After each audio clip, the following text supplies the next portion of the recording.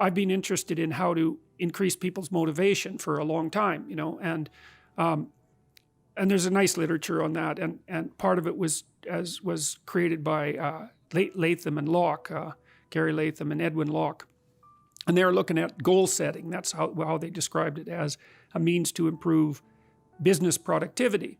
And so what they imagine that you have two teams and you get them to set goals, say, and one team sets goals for their corporate productivity and another team sets goals for their life. And then you match them head to head over some period of time and see which one comes ahead. And what happens is that the people who set goals for their life beat the people who set goals for the company.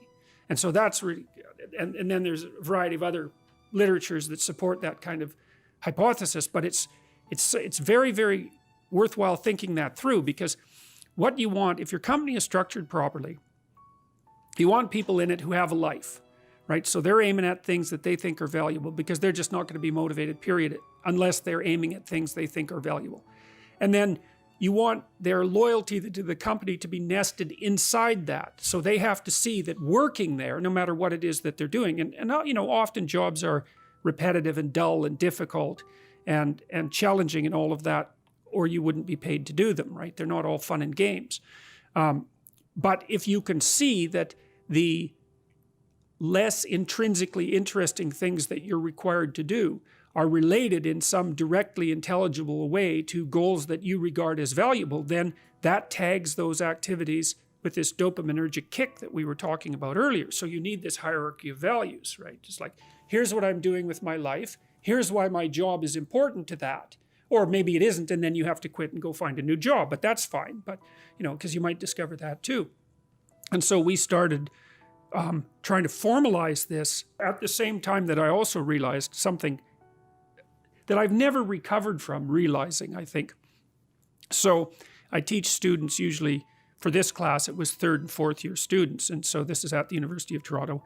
They're pretty smart kids. It's a hard university to get into, and they're pretty disciplined, and they're actually quite conservative, all things considered.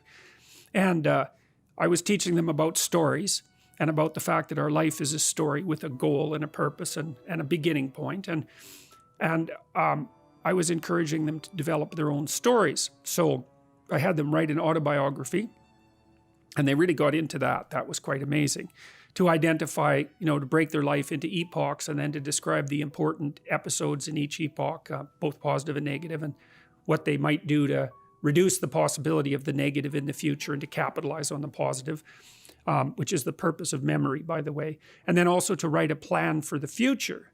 And so we formalized that. So the plan is, okay, first of all, you have to get yourself in the right mindset. And the mindset is you're trying to take care of yourself like you would care for someone that you cared for. That's a hard mindset to get into, because people like their pets better than they like themselves often. And then you have to have a vision. And so the vision would be, well, okay, 3 to 5 years down the road, if your friendship networks were configured properly, what would that look like? If you were pursuing the career that would be appropriate for you and sustaining for you, what would that look like? How are you going to educate yourself? How are you going to take care of yourself mentally and physically? What do you want for an intimate relationship? And how are you going to handle temptations like alcohol and drug abuse? Because they take people down pretty frequently. So all you have to do is think about, okay, what could that be like if you had what you needed? Not some wild fantasy, but realistic in what you needed. So that's the first part. And then, okay, now write for 20 minutes about what your life could be like 3 to 5 years down the road if all of this came together. And then now do the opposite. So imagine all your weaknesses and all the ways that you can go down the wrong path.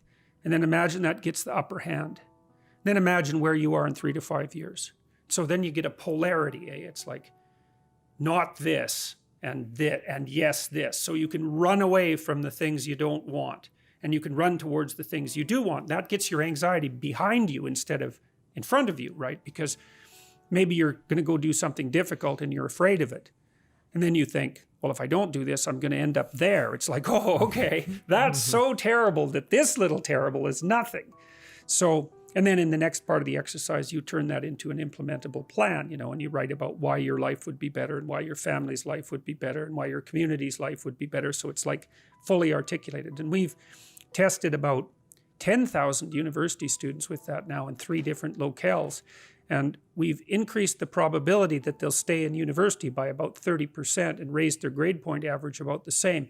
And it's worked best for men who are doing the least well.